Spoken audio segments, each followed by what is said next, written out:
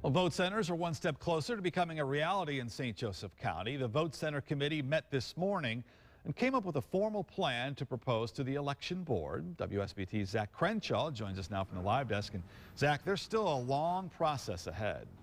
Absolutely. This is just the first step in a process that hopes to be done by the end of the year. The proposal still has to be approved by the county election board, the county commissioners, and the county council, as well as include feedback from the public. And that's all before it can go to the Indiana Secretary of State.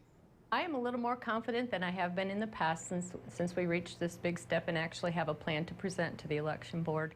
It's still going to be a long process. There are still some people we have to convince. Convinced that moving from precinct locations to vote centers is a good thing. We're going from 160 locations down to 37 or 40, so it's a big change.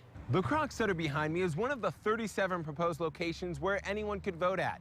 And the Vote Center Committee says that most people are within 1 mile of a location, or at most 3. But the convenience comes at a price. We're getting ballparked anywhere from 1.5 million upwards of 3 to 4 million. Just kind of depends on what route we go, how much technology we purchase, and that kind of thing.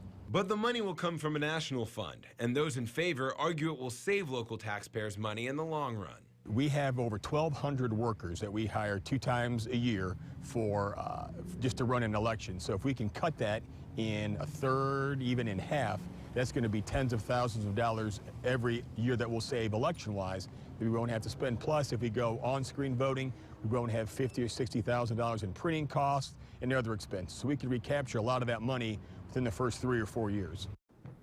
Now, the vote centers could be ready as early as the spring of 2015 in time for the May primary, and the committee is already brainstorming online maps and mobile apps that would help voters find the center closest to them.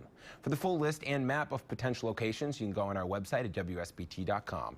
Reporting from the live desk is Zach Crenshaw, WSBT Channel 22 News.